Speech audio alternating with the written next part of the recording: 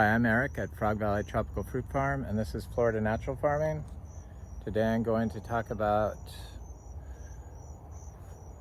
organic inputs, organic fertilizers, biological products, microbial products, compost. I'm going to talk about what I believe is probably the best compost that somebody could make. I'm going to talk about products and why you shouldn't buy any of these products. It's just crazy that people make money creating a product like microbiology for your soil, something in a bottle that people feel the need to buy. When I was growing up, it was always just cow manure, and for houseplants, they use fish emulsion. Probably that's all you need. But fish emulsion stinks. It always bothered me when my mother watered the plants with fish emulsion, or fertilized them, I should say. But she only did it about once a year, I would think. And I remember she had 1 gallon jug of fish emulsion that I think she had probably my whole life, so while I was living at home. But I also known since an early age that cow manure is what you use to grow plants. Clean cow manure. I'm also going to talk about fruit trees. I realize that this channel kind of is, the people that watch it are more interested in, I don't know, the environment and organic ways to grow than maybe just the tropical fruit trees. But we're a rare tropical fruit farm, and that's what we grow here. Somebody says you can't, said in a comment that you can't make money natural growing. That's just nonsensical. It depends on what you grow, and it depends on who's doing the selling. There's no way that this could be a non-profitable farm with all the fruit that we get, all the sky on wood that we could sell, all the plants that we could sell, all the banana pups we could sell. Just in the banana pups alone, you could take off $25,000 worth of plants, because we have more than 450 bananas, ice cream bananas, and they definitely produce more than 2 pups a year. So all these tropical fruit trees have gotten so expensive. I just am not into being a for-profit business here. I'm more into helping people, and the more I do it, the more I like it, and I get people wanting a farm tour basically every day, sometimes twice a day. I have to tell people no after I've had so many people here, because they take a while. They could take a few hours if you're just looking at half the farm. So this is why we started this farm, was for this achachiro. And it's got green fruit, it's got little fruit, it's got ripe fruit. I've been wanting to plant all the seeds from this tree, but so many people have been coming by for the fruit to taste it, because there's only a handful of trees that fruit in Florida of this, and I believe you can't even fruit this in California. So it's just not that readily available, and so I understand the need for wanting to taste it, especially the tropical fruit. People are so passionate about their fruit trees, the rare tropical fruit trees. This is the Juicy Pearl Star Apple. It's getting quite big. I need to hack this Inga Fuilii back, or Inga edulis back, so it gets some sunlight on it, and hopefully it'll be fruiting within the next year or so. I'm kind of surprised that it hadn't started flowering yet, but it's getting quite large. It's grown from seed. I grow a lot of the stuff from seed. This is a sapodilla tree. It's a very good sapodilla. Unfortunately, the creature's got all of our fruit this year, but it's reblooming, and You know, sapodias just continuously fruit here. This is a black sapote tree, and it's got lots of fruit on it. So what we do for fertilizer, we started out being organic certified and biodynamic certified, but I've since evolved beyond that, and I just didn't feel the need. I was just looking at this torch ginger in here. It's looking good. There's a peanut butter fruit right there. That's a big canistel fruit tree that has fruit on it. Chachera fruit in there. We evolved past that, and when we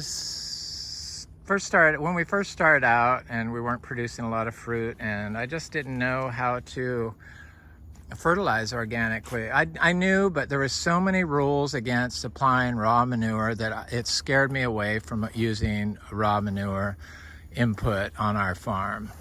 You can do it. They make you wait 120 days after its application before you can sell fruit to the public.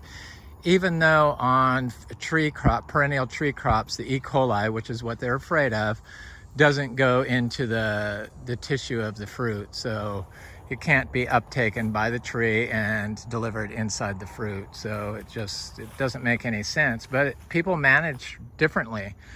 And recently the state has been cracking down on people with animals and people that have farms because of nutrient pollution that's been affecting the Indian River Lagoon. That's caused by the septic systems that are whole cities right on the Indian River Lagoon, and we're on calcareous rock, so it goes right into the groundwater right there, right on the lagoon. So that's what it's caused from. They know that, but they're looking for an alternative excuse to blame somebody else. And so they came here and did an inspection and told us we have to figure out how much nitrogen we're using per acre per year, which I already knew because biodynamic made you do that. Biodynamic only allows you to apply 89 pounds of nitrogen per acre per year. We apply about 50 pounds of nitrogen per acre per year in the form of raw zebu manure and hay. So, because we clean out our barn, it's coastal Bermuda hay, and we make compost piles in place. But I know not to put it in waterways. Some people don't need to be told this. But the neighbors, they used to trap and kill all the raccoons weekly and throw them right into the ditch between our properties. And so those people aren't even monitored. And the other neighbors spray glyphosate right on the ditch. They want to monitor us to make sure we're not doing it. But they don't monitor the other people, and that's where the problem lies with their whole trying to monitor some people and not all. And so then the state made us get a soil test, and so that they know how much nitrogen and phosphorus we're applying that's actually in our soil. So I told them, I said, I've never done a soil test. Everything we do is for soil health here. We have all these plants. I don't even do the recommendations by University of Florida because it's so outrageous, the amount of nitrogen they tell you to apply, that they said, well, just do it. We want to make sure you're not doing it. So they forced us to do it. So we did it. And so they're trying to monitor the nitrogen pollution and for the Indian River Lagoon, and we're already applying plenty of nitrogen. I believe everything looks healthy and grows well here, but they don't even look at biological nitrogen fixation, which is the biggest part of our farm's nitrogen source. Cow manure is a source of biologicals. It's a probiotic for the soil, so biological nitrogen fixators are in cow manure, fresh cow manure. But anyway, so we get our tests back, and they told us we need to apply 150 pounds more of nitrogen per acre per year on top of what we already apply, which would make us more than double, almost triple what the Biodynamic Association even allows you to apply per acre per year. So the dystopian society we live in is so screwed up that what they were telling us to do, telling us not to do, they actually recommend us to do more of. So anyway, it just showed me that people don't understand pollutants and nutrients and everything involved with the whole growing plants in Florida. So there's no way we need to apply 150 pounds more of nitrogen per acre. It's just crazy to even think that somebody would suggest that. And they also said that we were okay if we just let our cows run through here and poop wherever they wanted. That would be okay, but it's not okay if I pick the manure up and move it. Then it has to be monitored. It's just so many things wrong. But anyway, they liked the way we were doing things here. The guy that was here, he was nice. He was okay. I just thought it was so stupid, the whole thing, that, you know, checking to make sure we're not spraying glyphosate. And I tell them the neighbors spray it on their ditch all the time. But that's okay. But it's not okay but you have to check to make sure we do it, even though I told you we're not. But if I tell you somebody's doing it, it's okay if they do it, but not us. It's just... Anyway, they understood that I was frustrated, and so people just don't understand the whole manure thing. And a lot of places will tell you that compost is the best. You know, most soil health people and organic farmers and definitely biodynamic places will tell you that compost is the best input you can use. Well, they're finding out that that's just simply not true. I'll do some links to some studies, some current studies I read, and that's kind of what I've noticed, is the fresh manure done in moderation. I'm not talking about overdoing it. I would never apply 10,000 pounds of chicken manure like I've seen other people do on a few acres, but we apply 50 pounds of nitrogen per acre per year, about, maybe plus or minus 25 pounds. Because we don't measure it every day. And obviously we're not applying that much if they tell us we need to apply 150 pounds more of nitrogen. But 60% of a plant's nitrogen comes from biological sources. So the reason why we apply the fresh zebra manure is it's like giving a fecal transplant to the soil. So they've shown that fecal transplants is the best probiotic for people that have severe dysbiosis, microbiological dysbiosis, gut dysbiosis. So their gut biology is out of whack. Our soils are so out of whack from anthropogenic uses, fertilizers, compaction, mowing, that it needs a fecal transplant. And fresh, raw zebra manure, high in potassium and high in magnesium and readily available nitrogen and lots of biologicals, probiotics for your soil, will condition your soil and return it to a healthy state. And so there was a study on, I guess, ginseng. They have trouble repetitively planting. Most plants, you can't just keep planting the same thing year after year after year. But in ginsengs, they couldn't even do it a second year without troubles. And so they tried different organic amendments, plant-based amendments versus fresh cow manure amendments. And they found that the cow manure amendment had 100%, fresh composted plant amendments versus fresh cow manure amendments. I'll do a link to it. Cow manure had 100% success rate of replanting and health to the plant, and vigor and photosynthetic qualities of the plant. And so cow manure is like the best. And yes, you can get more microbial quantities and amounts, higher, richer microbial diversity from compost, but their ability to form guilds in the soil with the plant that are plant beneficial is less than that of cow manure. And not all compost is created equal.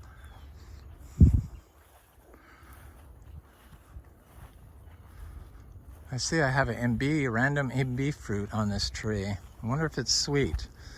This tree seems to have sweeter fruit than the others. A little tart, but it's good.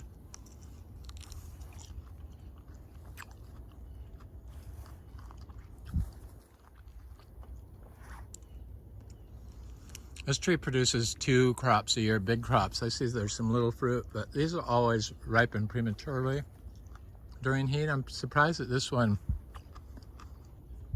made it so far.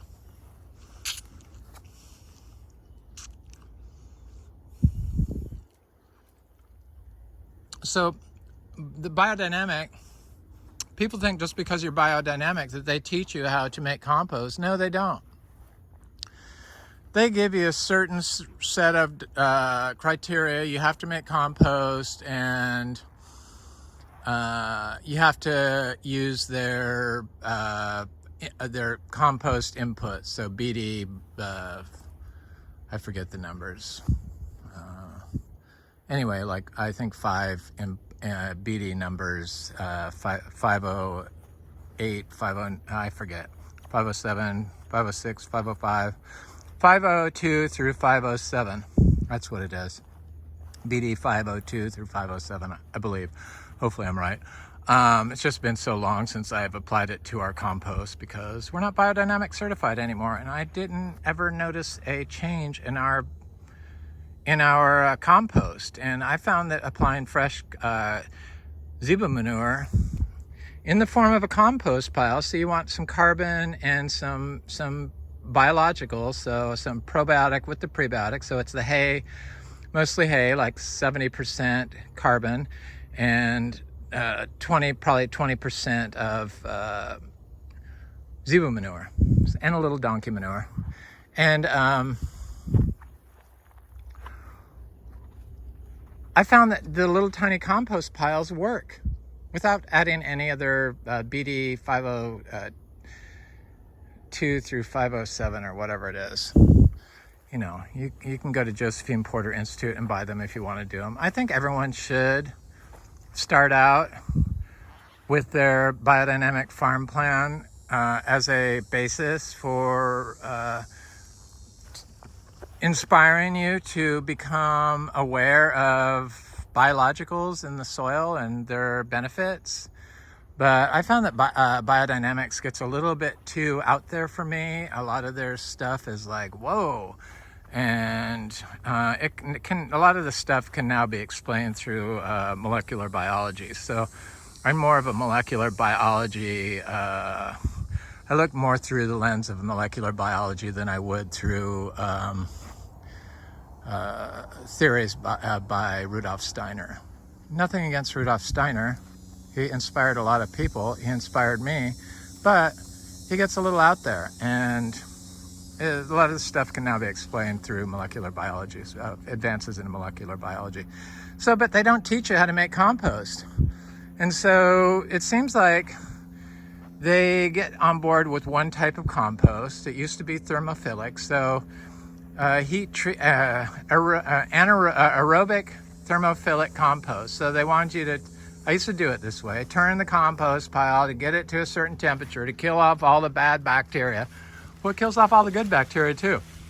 So that just doesn't make any sense. And wait a certain amount of time and it's like, and turn it like multiple times, like 3 times, I believe is what I used to do. It's been so long since I've done it that way. And then it's evolved and then they're totally anti-anaerobic. Well, you need to have the anaerobic and the aerobic, just like in our system. You have to have both. You can't just decide which ones you think are the best. So I just thought that's just screwed up because E. coli is a major nutrient scavenger, and the biology will balance out the bad biology. That's dysbiosis in your compost if you have a putrid compost. I think that, you know, because have such a high water table here, and some people are into doing syntropic agriculture, but I think because our water table is so high that doing syntropic could actually putrefy the carbon in the soil because the water table is so high. Because, you know, it turns into, it's just dead carbon sitting in water. And that could putrefy for sure if it's not getting any air. So, but anyway, so then they moved to the Johnson Sioux composting system. And that's a plastic wrapped compost pile that's not even attached to the earth. And then they put a hose on it, and they put polyvinyl chloride PVC tubes in it. So it's a heavily plastic laced compost that they're making. And it's not even touching the soil. I think all compost needs to touch the soil, unless you just can't. But I think if you're making soil and for your farm or your lot, everyone can have a small compost pile in their yard, in the corner of the yard. And ours don't stink. They don't have to stink. I know Dan's Food Forest, he buries food directly in the yard. He has chickens and rabbits and ducks. He doesn't have cows, but his little yard is quite healthy, and he produces a lot of fruit and food. But so then they moved to the Johnson-Su system, and I just don't believe in that. And then they water it, and I don't think you have to water it. If it's touching the ground, it's going to get a certain amount of moisture, and it seems to break down quickly. But they don't tell you what ingredients to use. They don't tell you what you shouldn't use. They don't tell you how to make it, the biodynamic people. So you have to figure that out on your own. And you want your compost to turn over really quickly. Well, it took me a little while and a little research, looking at other people's ways of growing, making compost. And I zeroed in on Indian zero budget natural farming, and they make low piles of compost. Low piles of compost, and they chop up all this plant manure and put a zebu manure in there probably, and other things. I think that you can only get perfect compost if you use a zebu manure or cow manure for sure. Clean, holistically grown cows, not cows that are wormed and fed on, grazed on, applied grass, or cows that are fed GMO grains and stuff like that, or given mineral supplements. Just clean cow, grass-fed cows, and drink water and eat grass hay or weeds. That's all. So that's what we use, and that works for us. And but then they have these piles. They're low, but then they put seeds in them after they've like broken down a little bit, and plant seeds in them, like some vegetable seeds and probably grains and stuff. And so I thought, what a unique way to do it. And then they chop it up after they get about 6 inches tall and let it compost some more. So I just do low, small compost piles in place adjacent to fruiting trees. And that's what this is. And then when the weeds start growing in it, it's like really good. And I could scrape it back a little bit. And of course, all those weeds is creating biology that is plant beneficial. So plant growth promoting biology, not just saprophytes, which you get in like a thermophilic compost or a Johnson-Su compost, but a biology that is plant beneficial, speeds up photosynthesis, has the ability to form relationships with fungi and the plant, because the roots are already there, that feeds on root exudates, which is what you want from a compost. So I thought, that's like perfect. So I would wait until my compost was covered in weeds. And I used to do it in one area before I started putting it throughout the farm evenly. Because I just realized that small low piles turn into soil quicker. And what you want in your own health, for your own health, is for your metabolism to work quickly, to process food quickly. And the same thing goes on in the soil. The soil is the gut of the plant. So you want it to assimilate into soil quickly, and huge giant piles just can't do that. And they're going to create a toxic plume around that tree that's going to putrefy the groundwater around there and cause nitrogen runoff and stuff like that, and E. coli. So I just don't do that. And the Johnson-Su is just too plastic laced, because the hose is delivering plastic. The shade cloth they use to wrap the Johnson-Su incinerator is covered in putting plastic directly in the compost. The PVC pipe is putting plastic directly in the compost. It's just not good. But what I've thought about the compost and these little weeds growing in it is I thought the way to get build nitrogen fixing biology in your compost is to take your vegetable crops, because people usually grow plants in compost. I use pure zebu manure and dry farm my vegetables in the winter. I just mix a little zebu manure directly in the soil, not a lot, just a little tiny bit, directly in the soil, and I found that that's the best thing, and I can dry farm vegetables very easy here, and that's what I do. And it took me a while to settle on that, but that works the best. But if you're making compost and you like to make compost, everyone should make compost for their own potting soil. Biodynamic does make you make your own compost to use as potting soil, so that's why I started doing that.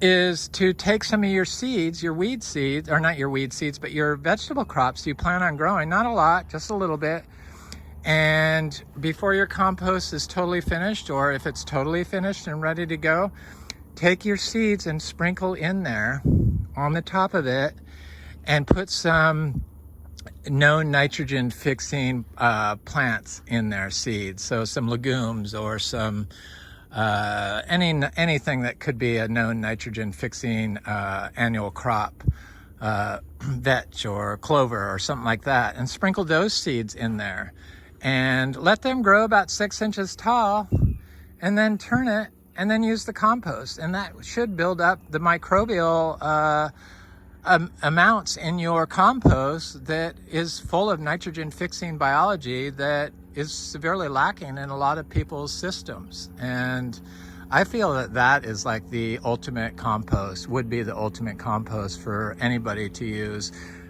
after raw zebu manure. I believe raw zebu manure is the gold standard for an input for agricultural systems. So buying all this stuff that they sell, like what's his name, the AEA, John Kemp, he has products he sells, and other people have products they sell, biologicals. You don't need to buy any biologicals. All you need is some clean cow manure or some clean whatever, and if you don't, make a compost pile and then do your seeds in it, and you have all the biologicals you need, and then you can do a tea.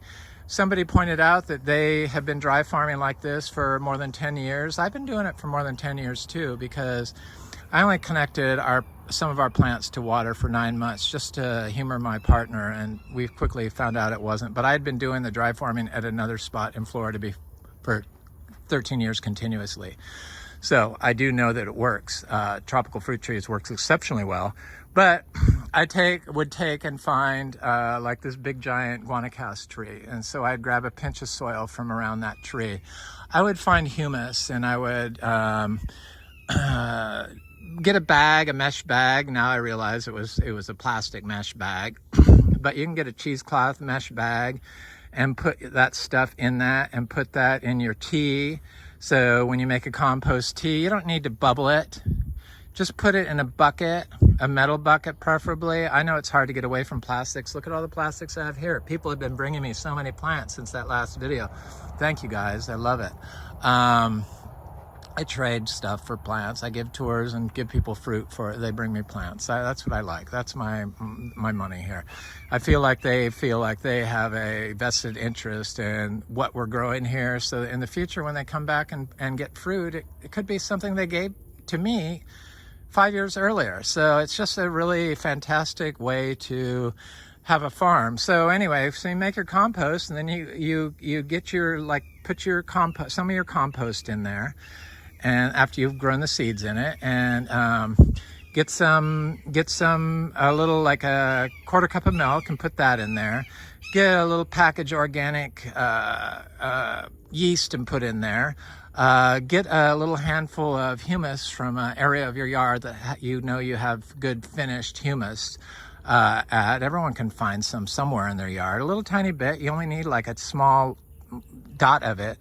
And a pinch of soil from all the good areas in your yard. Put that in your cheesecloth and soak that bag of mixes in your water, rainwater preferably, for 3 days, and then strain the cheesecloth out, and then do that as a tea. Don't buy other people's products. Don't buy products that people are making, it's not going to be the cure-all. It's not going to be for your system. The product you make in your yard with your biology is the product you need to apply to your own space.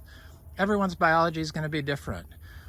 Can you get some good biology from elsewhere? Yeah, probably. I do have a lot of people that get zebu manure from us. I have been known to ship crap in the mail. It's one of my favorite things to send. I charge people when I have to mail stuff.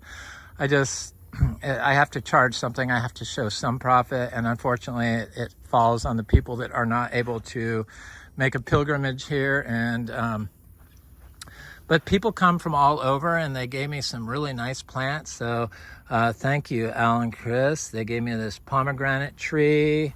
It's supposed to be a really interesting pomegranate. I forget what it is. And then they gave me this RF plum. I forget what that is. It's little bananas, the rose banana, and SH364 banana, and Missy Luki banana, and Pisang Raja banana, and I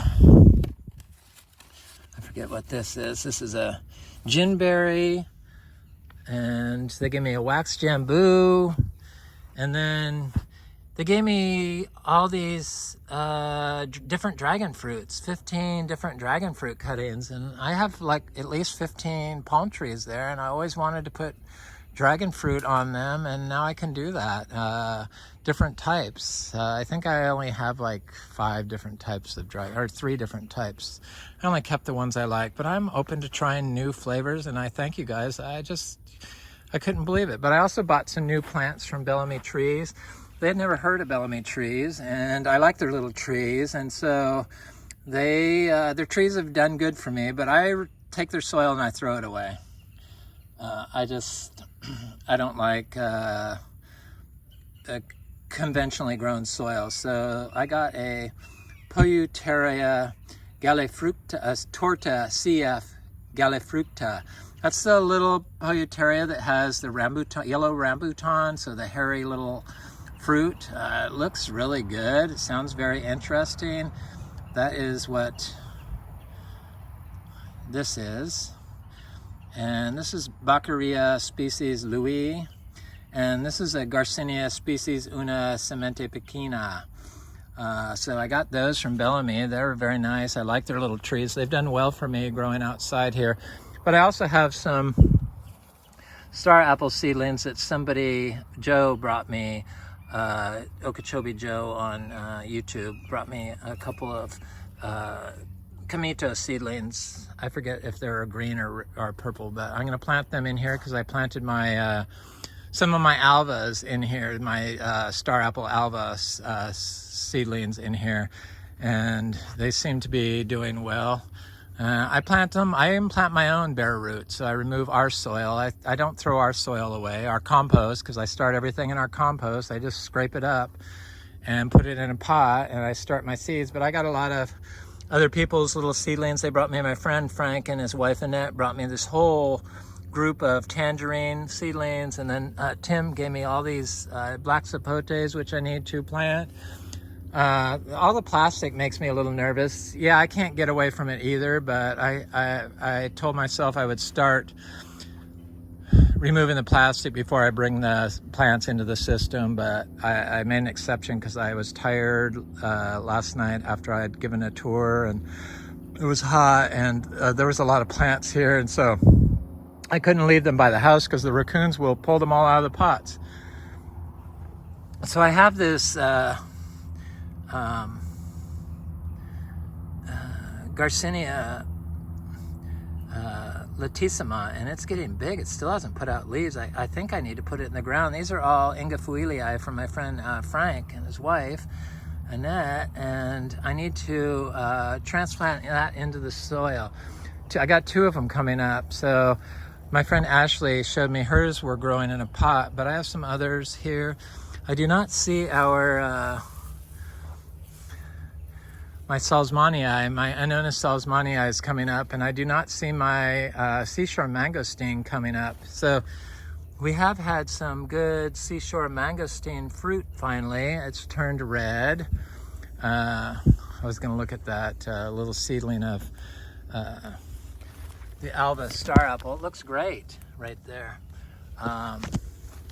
Doing phenomenally well considering it hasn't been watered and it hasn't rained in a few days. So they don't need to be watered. This whole watering thing is just so overrated. It's just really irritating to me when I hear people think they have to water. I see some freaking creature got in here on my Alba star apple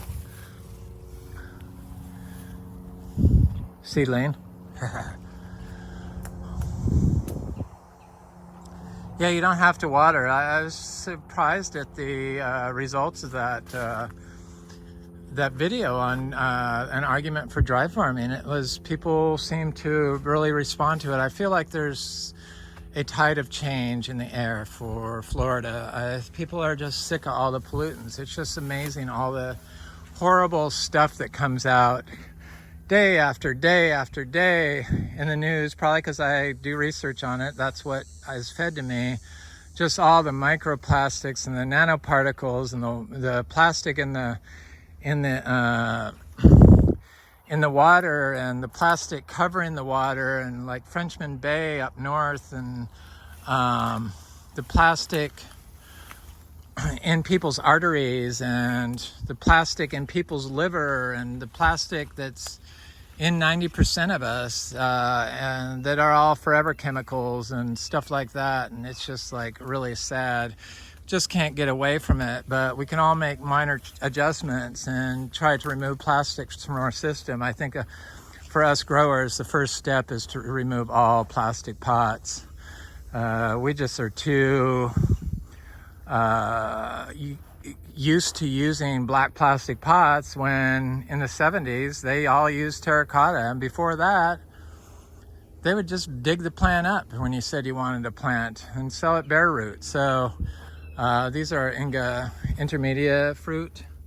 This tree doesn't really have a lot of fruit on it. I imagine it will. For some reason this one has been a little slower to start producing heavily. That other one I just showed you has a lot of fruit on it. My friend Tim gave me this mango that I thought it got burnt, but I see it's got new growth coming on it. He brought it to me bare root, which is, I like getting plants bare root rather than plastic. They bring them in rainwater in little jars, and then I plant them real quick when they're like that. This is the Inga intermedia. So I'm gonna work my way over to that. Just looking at the fruit because I had people coming by today. The sugar apples started coming on, so I was able to turn the guys that were here yesterday onto really good, delicious, chewy sugar apples. They hadn't had them before. They didn't really like the sugar apples they had eaten before. One of them had sugar apples and the other one hadn't, but they were blown away by the chewy tree ripened sugar apples. Are just so good. They really are. I had the same experience with sugar apples, known as squamosa. It was the Thai lizard, and I bought them at the Palm Beach Rare Fruit Council thinking, oh my God, I get to try sugar apples. Brought them home and was so disappointed.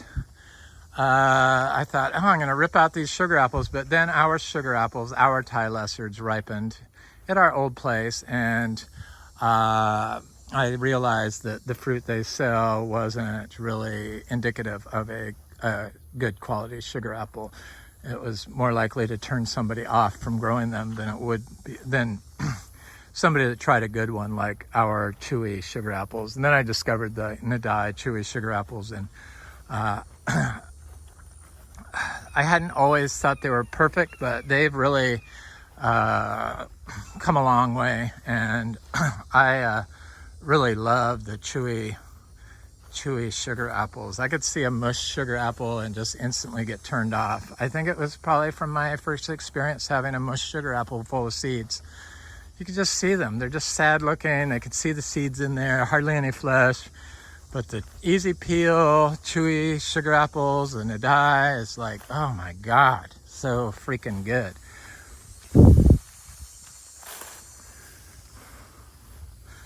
So if you have to make your own biologicals, you could do earthworm tea, you could do humus tea, you could do, if you're in an apartment and you can't make your own compost or a condo or something like that, and you just can't do it, then try to buy the best organic compost you can find, and then mix some of your own stuff in it, like a little bit of earthworm castings. Don't overdo it. A little bit of milk, a little bit of moringa powder, you know, a little, just doctor it up a little bit, a little sauerkraut. Just put some probiotics in it, and then do a tea out of that. But you should always check on the Organic Materials Review Institute allowable substances for organic production. So OMRI list of allowable substances. This is the Garcinia gardneriana, and these are really nice looking big fruit. Look at them. They look really good. So I'm gonna have some of those. Somebody's coming by today. Here's this Garcinia brasiliensis. It's just a super producer. They're all super producers. Super producers without any water, without anything. A little manure, yes. Manure is the gold standard input. Cow manure. It always has been, and it always will be. Right out of the tap. So do that and then make your tea out of it. But check the OMRI list to make sure that it's even allowed for organic use. A lot of these things that people use, you can't even, like black cow, you can't even use in organic production. Probably because they're full of heavy metals and forever chemicals would be my guess. I don't know that for sure, but that would be my guess. So look at this.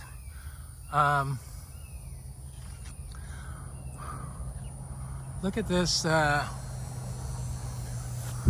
fruit of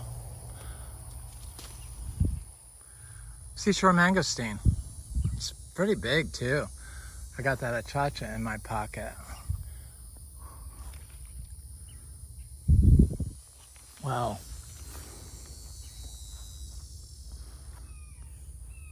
There's a lot of fruit that's starting to ripen on this tree.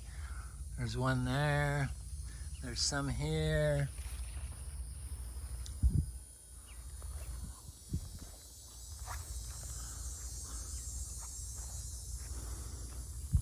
Somebody thought that this was mangostana, Garcinia mangostana. It looks like it could be. I mean, it's definitely a relative of mangostana.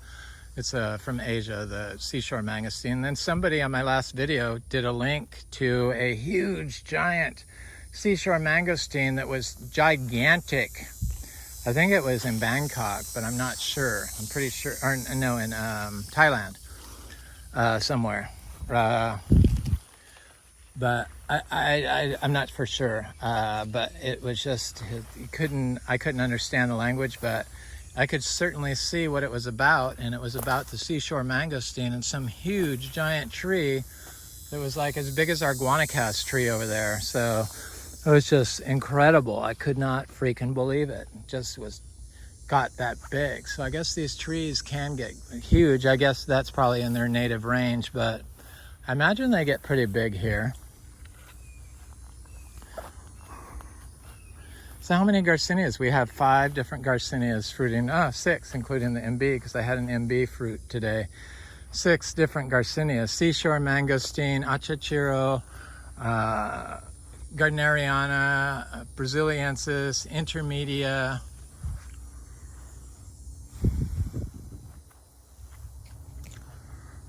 Should be madrino, and that would be 7. The only one that's not going to ripen this time of year is my Eric's Sweet Lemon Drop Mangosteen, which only produces 1 crop a year, a hybrid sweet lemon drop of our own making. but it has good fruit on it. But it has one major flaw, and that's that it doesn't produce multiple crops a year like madruno or any of the other garcinias. I haven't seen where seashore mangosteen produces multiple crops a year, but I would think that it probably does, or has a very long season. This madruno just never stops, but the fruit isn't quite ripe yet.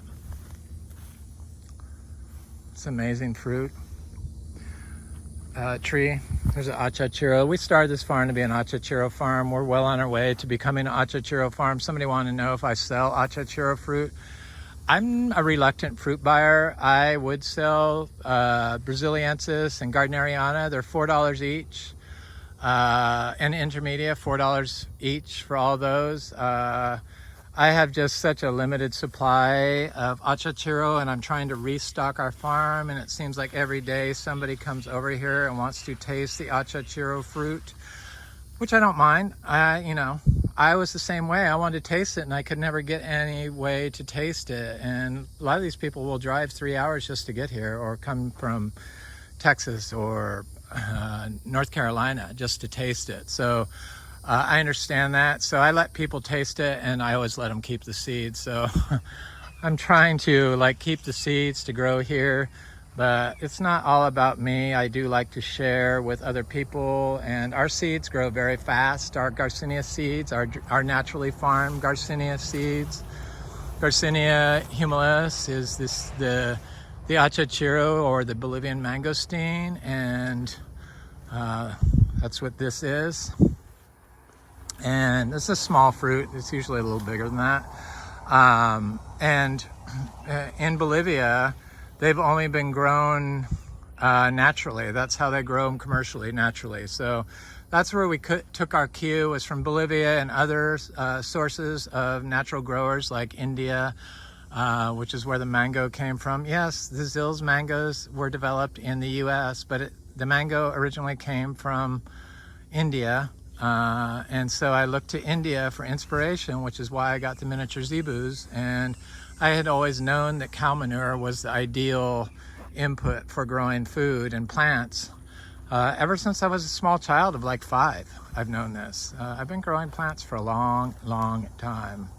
I used to plant the vegetable garden for my family when I was a child. Nobody else did it, I did it. But anyway, I've since evolved onto tropical fruit, and that's where we're at now. This is Eric at Frog Valley Tropical Fruit Farm, and this is Florida Natural Farming. Please like, share, and subscribe. I love hearing nice comments, or reading nice comments. Leave a nice comment if you're so inclined. I get inspired by people's comments or when people visit, so feel free to. I do not invite people here personally, but feel free to reach out to me if you want to stop by. I'm been more open to giving tours and stuff, where in the past I was hesitant, but I feel like I've worked my way up to being able to deal with the public a little bit better, and I don't let people bother me as much as they have in the past. Maybe it's my own personal health journey, my mental health journey is the reason why I've been biohacking my health for since I moved to this farm. This farm made us healthy. Anyway, that's all. Have an excellent day. Thanks for watching.